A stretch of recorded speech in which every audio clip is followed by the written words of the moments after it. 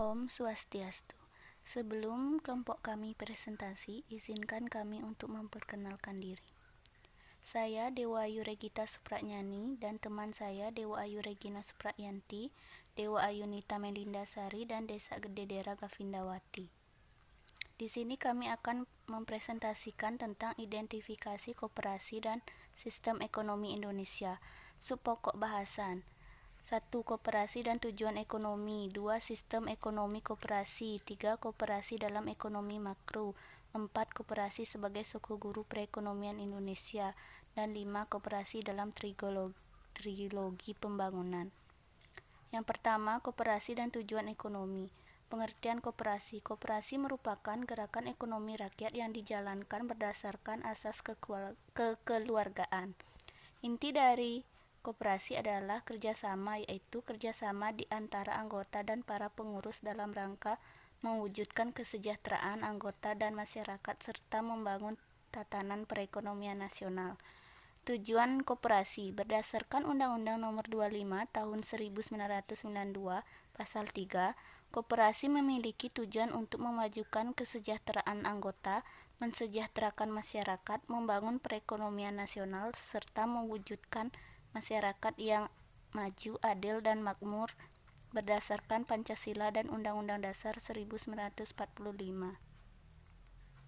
Peran koperasi dalam perekonomian Indonesia dapat dilihat dari posisinya sebagai pemain utama dalam kegiatan ekonomi di berbagai sektor, penyedia terbesar lapangan kerja, pemain penting dalam pengembangan kegiatan ekonomi lokal dan pemberdayaan masyarakat, pencipta pasar baru dan sumber inovasi, dan berkontribusi dalam menjaga neraca pembayaran melalui kegiatan ekspor.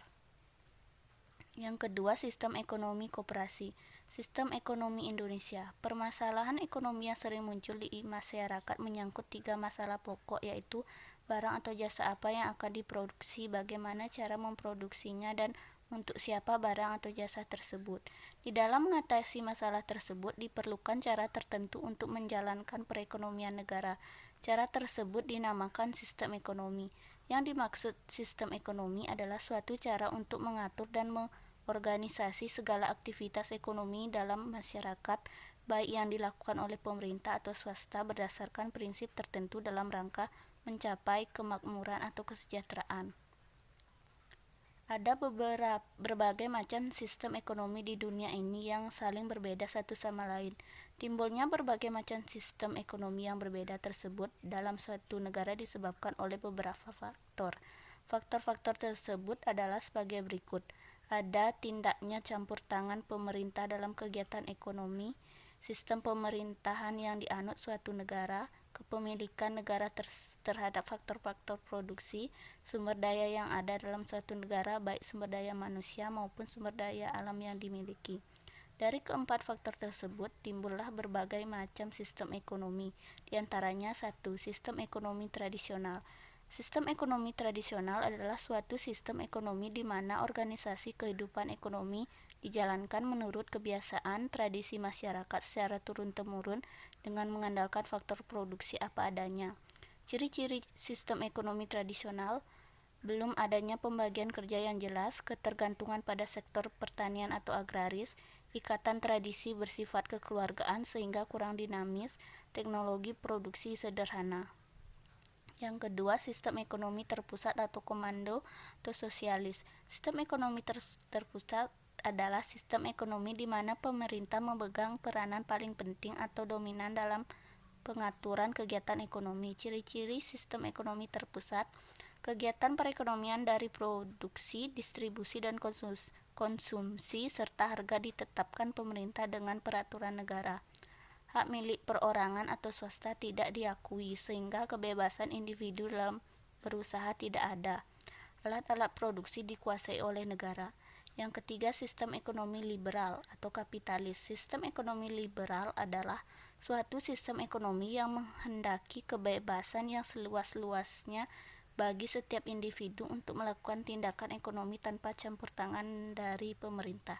Ciri-ciri sistem ekonomi liberal: diakuinya kebebasan pihak swasta atau masyarakat untuk melakukan tindakan-tindakan ekonomi. Diakuinya kebebasan memiliki barang modal atau barang kapital, dan dalam melakukan tindakan ekonomi dilandasi semangat untuk mencari keuntungan sendiri. Sistem ekonomi campuran. Sistem ekonomi campuran yaitu suatu sistem ekonomi di mana di satu sisi pemerintah memberikan kebebasan kepada masyarakat untuk berusaha dalam melakukan kegiatan ekonomi, tetapi di sisi lain pemerintah ikut campur tangan dalam perekonomian yang bertujuan menghindari penguasaan secara penuh dari segolongan masyarakat terhadap sumber daya ekonomi. Ciri-ciri sistem ekonomi campuran yaitu adanya pembatasan pihak swasta oleh negara pada bidang-bidang yang menguasai hajat hidup orang banyak dikuasai oleh negara. Mekanisme kegiatan ekonomi yang terjadi di pasar adalah campur tangan pemerintah dengan berbagai kebijakan ekonomi. Hak milik perorangan diakui, tetapi penggunaannya tidak boleh merugikan kepentingan umum. Ekonomi Pancasila. Sistem ekonomi yang dianut negara Indonesia adalah sistem ekonomi Pancasila. Sistem ekonomi Pancasila adalah salah satu tata ekonomi yang dijiwai oleh ideologi Pancasila, yang di dalamnya terkandung makna demokrasi ekonomi, yaitu kegiatan ekonomi yang dilakukan berdasarkan usaha bersama berasaskan kekeluargaan dan kegotong royongan dari, oleh dan untuk rakyat di bawah pimpinan dan pengawasan pemerintah. Seorang pakar senior lain mengatakan bahwa terdapat 5 ciri pokok dari sistem ekonomi Pancasila, yaitu Mubiarto 1981, pengembangan koperasi, penggunaan insentif sosial dan moral, komitmen pada upaya pemerataan, kebijakan ekonomi nasionalis, keseimbangan antara perencanaan terpusat, pelaksanaan secara terdesentralisasi. Ekonomi koperasi terdiri dari dua kata, yaitu ekonomi dan koperasi. Kata ekonomi berasal dari bahasa Yunani, yaitu oikos, yang berarti keluarga atau rumah, dan nomos, yang berarti aturan. Jadi secara ekonomi dapat diartikan sebagai aturan rumah tangga, sehingga ekonomi adalah suatu ilmu yang mempelajari tentang perilaku manusia dalam memilih dan menciptakan kemakmuran. Sedangkan koperasi adalah sebuah badan usaha bersama yang dibangun dengan modal bersama semua anggotanya. Semua modal yang dimiliki oleh badan koperasi berasal dari simpanan pokok, simpanan wajib, dan penyisihan sisa hasil usaha dari semua anggotanya. Namun ada juga bantuan modal dari pihak luar seperti pemerintah ataupun swasta. Jadi bisa disimpulkan bahwa ekonomi koperasi adalah suatu organisasi bersama yang berasaskan kekeluargaan yang bertujuan untuk mencari profit atau keuntungan baik untuk anggota itu sendiri dan juga untuk masyarakat umum yang ada di sekitarnya. Ciri khas ekonomi koperasi antara lain, sistem permodalan gotong royong, sistem pengelolaan dan operasional dilaksanakan dan dipertanggungjawabkan pada anggota, diperuntukkan dan diprioritaskan untuk kepentingan anggotanya. Prinsip ekonomi koperasi. Di Indonesia sendiri telah dibuat Undang-Undang Nomor 25 Tahun 1992 tentang perkoperasian. Prinsip koperasi menurut Undang-Undang Nomor 25 Tahun 1992 adalah keanggotaan bersifat sukarela dan terbuka, pengelolaan dilakukan secara demokrasi, pembagian HSHU dilakukan secara adil sesuai jasa usaha masing-masing anggota, pemberian balas jasa yang terbatas terhadap modal, kemandirian, pendidikan perkoperasian, kerjasama antar koperasi. Koperasi dalam ekonomi makro. Ada 4 kontribusi-kontribusi dalam beberapa bidang. Politik. Kontribusi-kontribusi yang potensial terhadap pembangunan politik, sejumlah harapan dari dampak belajar para anggota koperasi yang berpartisipasi secara aktif dalam lembaga-lembaga koperasi yang diorganisasikan secara demokratis. Sosial. Kontribusi-kontribusi yang potensial terhadap pembangunan sosial budaya. Wadah ini sebagai perkumpulan yang bersifat sukarela dalam proses pembangunan dari bawah diharapkan akan bertitik tolak dari struktur sosial yang ada dan akan merangsang inovasi-inovasi tertentu yang dapat mengubah masyarakat tradisional tanpa merusak ekonomi sosial. Jika koperasi berhasil meningkatkan pelayanannya secara efisiensi bagi para anggotanya yang secara sosial ekonomis lemah dan miskin, maka ia telah memberikan kontribusi yang cukup besar terhadap proses integrasi ekonomi dan sosial. Ekonomi kontribusi-kontribusi yang potensial terhadap pembangunan ekonomi antara lain Perubahan secara bertahap perilaku para petani dan pengusaha kecil dan menengah yang semula berpikir tradisional menjadi termotivasi dan akan memperoleh kesempatan untuk memanfaatkan sumber dayanya sendiri. Diversifikasi struktur produksi, peluasan usaha, pengadaan bahan makanan dari bahan mentah, peningkatan pendapatan dan perbaikan situasi ekonomi para petani, pengrajin, dan pekerja lepas dapat mengurangi kemiskinan di pedesaan. Peningkatan kegiatan pembentukan modal dan perbaikan modal manusia melalui pendidikan latihan manajer, karyawan, dan anggota. Transformasi secara bertahap para petani yang orientasinya pada pemenuhan kebutuhan dasar ke dalam suatu sistem ekonomi yang semakin berkembang melalui pembagian kerja dan spesialisasi yang semakin meningkat. Pengembangan pasar, perbaikan struktur pasar, perilaku pasar, dan prestasi pasar. Dan persaingan semakin efektif akan memperbaiki koordinasi yang saling membantu dari berbagai rencana ekonomi, konsumen, dan produsen berbagai barang dan jasa. Selanjutnya, koperasi sebagai suku guru perekonomian Indonesia. Penjelasan pasal 33 Undang-Undang Dasar 1945 ini menempatkan kedudukan koperasi, 1 sebagai suku guru perekonomian nasional dan 2 sebagai bagian integral tata perekonomian nasional.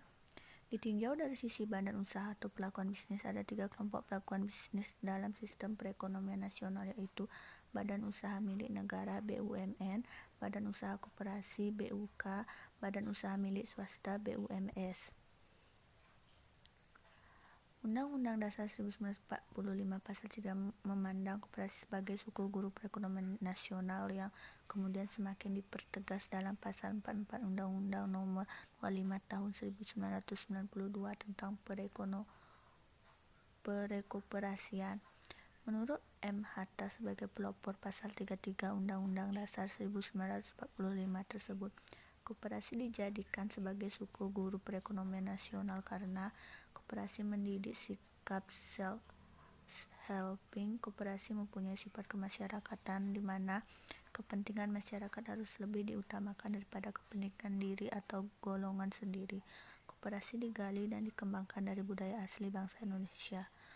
Koperasi menentang segala paham yang berbau individualisme dan kapitalisme. Ada 9 asas pembangunan nasional yang harus diperhatikan dalam setiap pelaksanaan pembangunan.